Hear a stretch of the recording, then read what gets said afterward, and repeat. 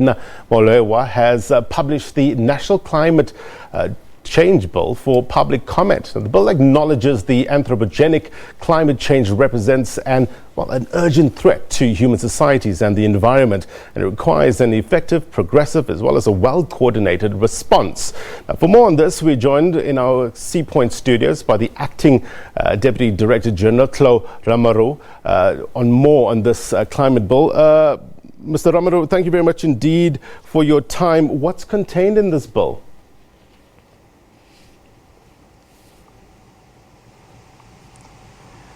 Thank you very much. I think the bill helps us to address the issues of climate change, as you have already started to allude to, that as a country we are currently experiencing some of the extreme events, flooding, drought, and heat wave in other parts of the country. So in essence, the bill is going to assist in having an integrated and a coordinated approach to respond to those impacts of climate change.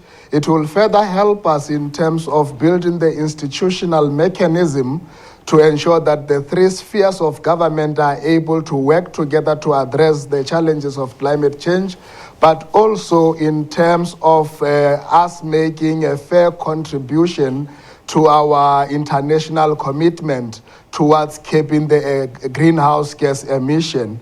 If you can allow me, I can get into the substance of what the bill contains. It has two elements. One is the adaptation side of things, and the other is the mitigation side of things. On the adaptation side of things, it empowers the minister to can be able to set the national adaptation objectives so that everyone who's undertaking adaptation initiatives that are aimed at addressing the impact of climate change will contribute proportionally towards the attainment of the adaptation objective. It will further empower her to develop the national adaptation strategy to ensure that we have a coordinated and a coherent response across the country. But I think most importantly, it will empower her to develop what we call the scenario work, where we will understand what the climate will look like in the foreseeable future to enable us to plan. It will further request the sector department to undertake the risk and vulnerability assessment, similarly at the provincial level and at the local level, and also to empower them to can be able to develop the response plans. That is the adaptation side. Well, on the mitigation side, Mr. Ramaru, the bill will empower the minister to set the trajectory, the emission trajectory, so that as a country, we can agree in terms of how are we going to reduce the greenhouse emission. It will further empower her to allocate what we call the carbon budget. And I need to explain on the carbon budget. This is just the allowance for emission to allow countries, as we take into account our developmental aspiration, to make that allowance for companies to can be able to emit. And I think I need to further highlight on this one, because during the public consultation, you start to get views where people are asking whether the minister is going to allocate the carbon budget to individuals. The carbon budget will be allocated to companies. The minister will further be empowered under mitigation to develop a sectoral emission targets. These are the targets where the sectors would have to achieve in order to be able to achieve our emission reductions.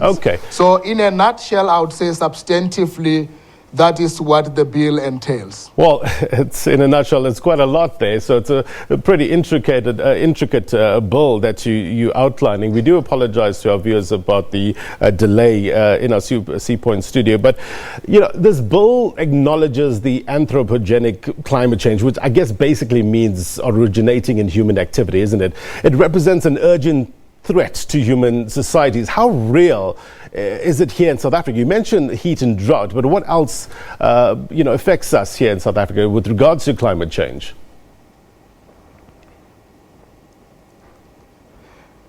Well, climate change is a reality. In the country, we have started to experience drought right here in Cape Town, still struggling to come out of the drought effect.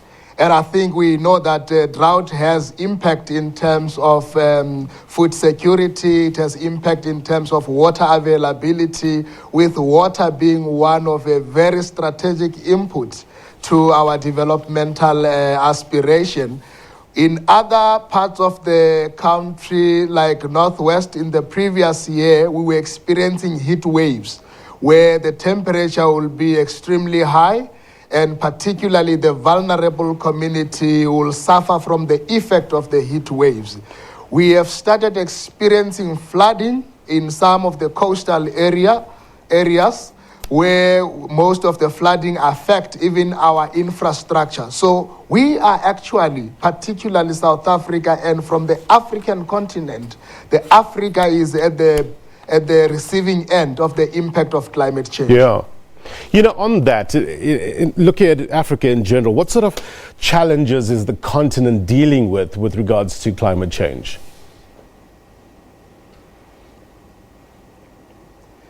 Well, I think there are a number of challenges. One is addressing our capacity to adapt. You would agree with me that the continent has some of the most poorest communities in the world. It has some of the vulnerable communities in the world, and they don't have that capacity to can be able to adapt. But I think secondly, as the continent will need financial resources to can be able to undertake our adaptation activities. We will need technological support from the international community as well to can be able to introduce some of the efficient ways of doing things, changing the behavioral patterns, changing the production patterns to reduce our emissions. So I would say in a nutshell, the African continent is grappling with all this effect. I mean, the issues around food security, it's quite very central. I mean, if we are experiencing a dry spell in the continent, that has a direct implication to the food security, which will ultimately have an inherent impact on our ability to be able to reduce poverty. Okay, just to wrap up, what sort of timelines are we looking at, and how can the public get involved? We are doing a round of provincial engagement. We have been in Eastern Cape, in Umtata and Port Elizabeth last week, and KwaZulu-Natal. So we'll now be going to other provinces. Next week we'll be going to Free State. We'll do all the provinces in terms of provincial workshop, and we are encouraging the community and all key stakeholders to participate. But I think most importantly, we are expecting written submission on the 8th of August. So we have adequate time for community to can be able to make the written submission that will be considered in shaping the bill going forward. Climate change is indeed a big topic, not only around the world, but right here in South Africa. That was the Acting Deputy Director General, Tlou Ramaru, in our Cape Town studios. That has been the agenda for this morning.